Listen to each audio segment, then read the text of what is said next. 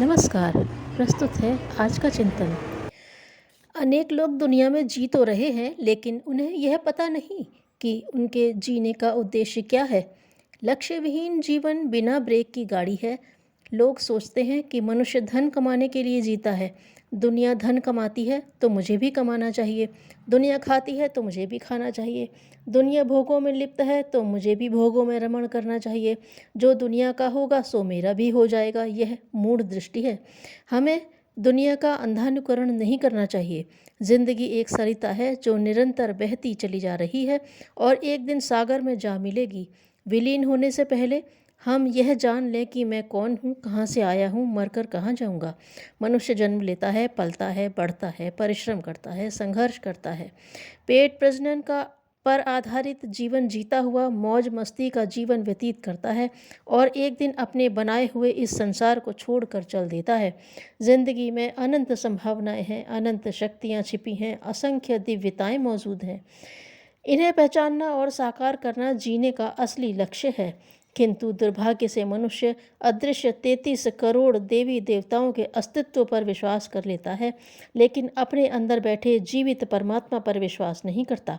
इसी कारण वह पुजारी तो बन जाता है, पर वह पूज्य नहीं बन पाता। युग ऋषि पूज्य गुरुदेव ने लिखा है कि मनुष्य मृत्यु से बहुत डरता है। इस डर के कारण की खोज करने पर प्रतीत होता है कि मनुष्य मृत्यु से नहीं, अपने पापों के दुष्परिणामों से डरता है। यदि मनुष्य को कहीं कष्ट या विपत्ति के स्थान पर जाना पड़े तो वह जाते समय बहुत डरता है और व्याकुल होता है।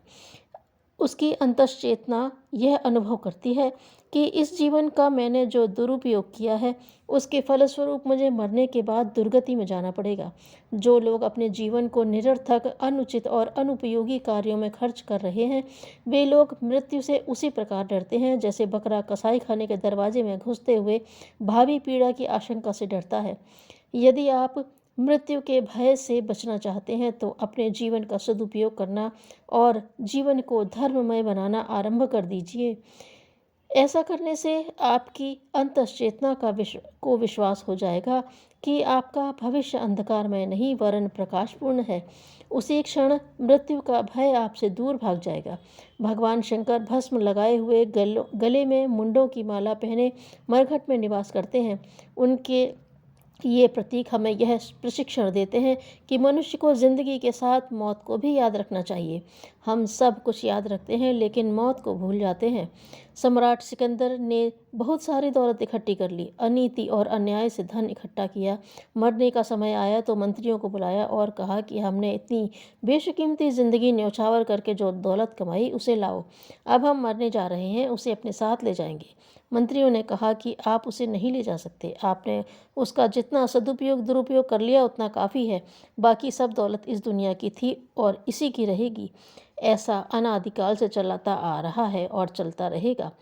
खाली हाथ आए थे और खाली हाथ ही जाना है। पाप और पुण्य का, बुराई और भलाई का गट्ठर साथ ले जाया जा सकता है।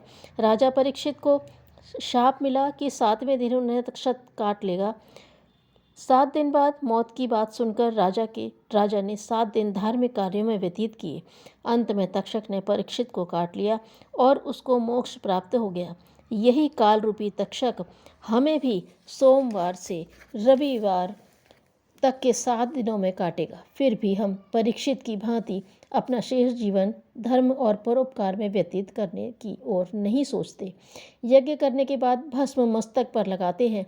इसके पीछे भावना यही है कि यह शरीर एक दिन भस्म हो जाना है, धूल में मिलकर हवा में उड़ जाना है। जिस शरीर पर आज हम अहंकार कर रहे हैं वही हवा के झोंकों के साथ आकाश में उड़ जाएगा या जल में प्रवाहित कर दिया जाएगा। मौत से डरने की अपेक्षा हमें मौत की तैयारी करनी चाहिए। जो समय बीत गया सो बीत गया। अब जो बचा है उसे संभालने के लिए परमात्मा से प्रार्थना करें। मौत का स्वाद एक दिन सबको चखना है। मैं शेष जीवन में नेक काम करूं, क्योंकि वही मेरे भावी मार्ग का पाथेय है। संसार में रहना बुरा नहीं, परंतु मन में संसार को बसाना बुरा है। पानी पर तैरने वाला पार हो जाता है, पर डूबने वाला मर जाता है। हमें संसार में तैरना है, डूबना नहीं।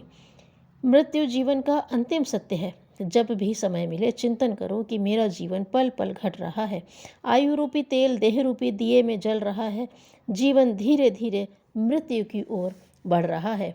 हर अगला दिन हमारा जन्म हो, इसके लिए प्रभु को धन्यवाद दूं और इसे धर्मानुकूल जीने का संकल्प लूं।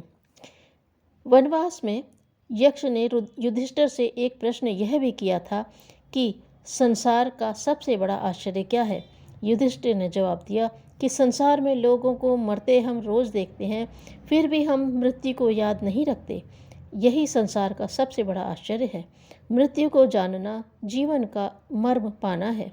मृत्यु एक मंदिर है जिसमें जीवन के देवता विराजमान है।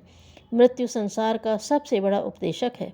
जीवन में एक ही शास्त्र पढ़ने योग्य है, वह है जीवन और मृत्यु का शास्त्र।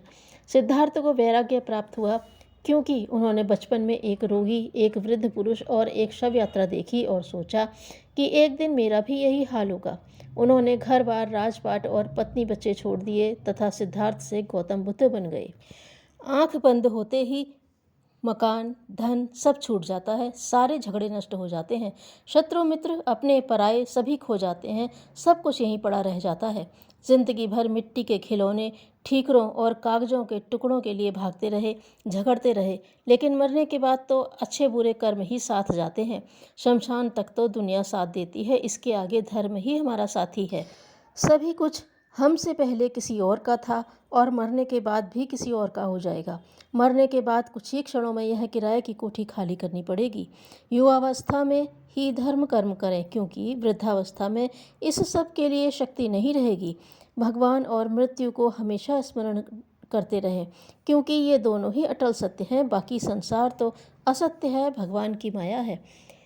मानव जीवन परमात्मा द्वारा दिया गया एक उपहार है। इस उपहार का उपहास न हो, ऐसा जीवन जिए। विकार और वासनाओं से रहित जीवन ही वास्तविक जीवन है। यह निश्चय करें कि अब हम दीपक की तरह प्रकाश करते हुए सत्कर्म और धर्म की आराधना करते हुए जीवन जिएंगे। तब आपका जीवन जीना भी सार्थक होगा और मरना भी। हम पल पल मृत्यु की ओर बढ़ रहे हैं, इसलिए जीवन में जो करने जैसा है, जो शुभ है, पुण्य है, धर्म है, उसके करने में देर न करें। रात को सोने से पहले अपने अच्छे बुरे कर्मों का चिंतन करें और सुबह बुरे कर्म न करने का संकल्प लें। धन्यवाद।